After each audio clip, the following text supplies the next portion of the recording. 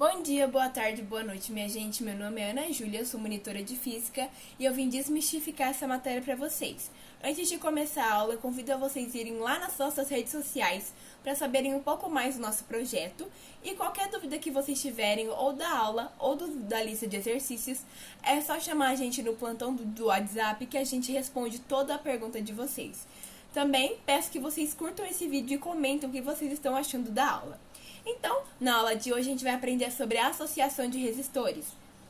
Existem dois tipos de associação de resistores, a em série e a em paralelo. A associação em série, ela tem a corrente elétrica para toda associação. A nossa tensão vai ser a soma de todas as tensões e a resistência equivalente vai ser a soma de todas as resistências. A DDP, ou tensão, é maior no resistor de maior resistência. A resistência equivalente é maior do que a resistência de qualquer resistor da associação.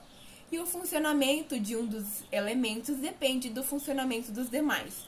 Ou seja, é como se a gente tivesse aquelas luzinhas de Natal, aqueles pisca-pisca. Quando um queima, o resto também queima, porque eles estão associados em série. Já na associação de paralelo, é diferente porque é a nossa tensão que vai ser igual. Na em série, a corrente elétrica era igual para todos os resistores. Na em paralelo, a tensão que é igual. Aqui, a corrente elétrica vai ser a soma e a resistência equivalente vai ser utilizada essa formulazinha. Então, passa uma corrente maior pelo resistor de menor resistência. A resistência equivalente é menor do que a resistência de qualquer resistor da associação.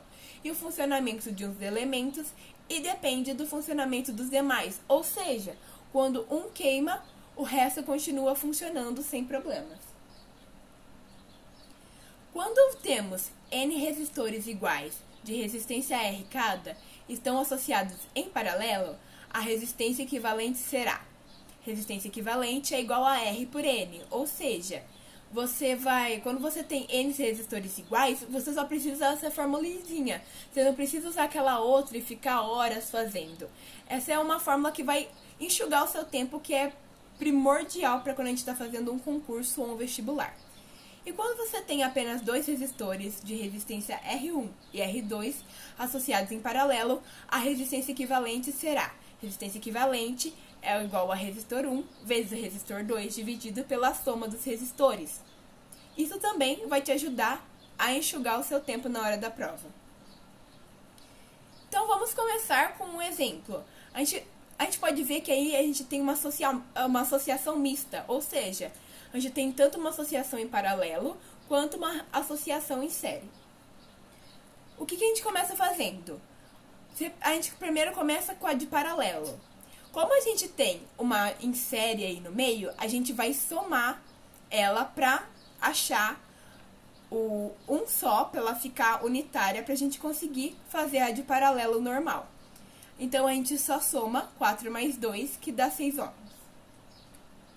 Depois, o que a gente faz? A gente pega de paralelo e utiliza a formulazinha da resistência equivalente. E a gente vai chegar em 3 ohms.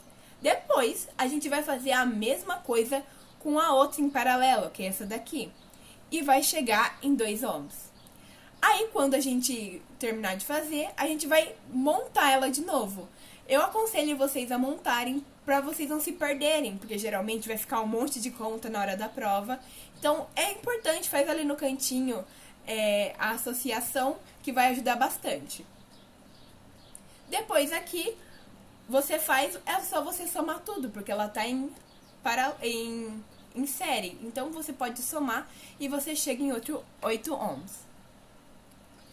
Aqui, a gente vai falar sobre os nós que podem ter numa associação. Então, quais são os passos que você deve fazer?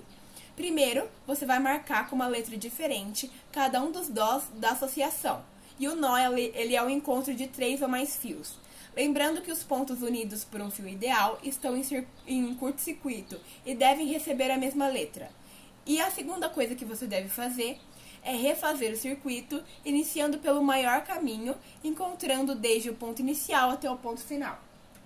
Então, vocês podem ver aqui que ele colocou as letras e depois ele refez o circuito. Agora, ele vai resolver. Então, primeiro começa pelos de paralelo e transforma eles em série. Depois que você transformou eles em série, você faz a continha. Agora você tem um em paralelo normal e você chega em outro 8 ohms. Essa foi a aula de hoje, gente. Eu vou deixar a lista de exercícios lá no site. Qualquer dúvida que vocês tiverem, é só me chamar, não tem problema nenhum. Muito obrigada pela atenção de vocês. Bye, bye.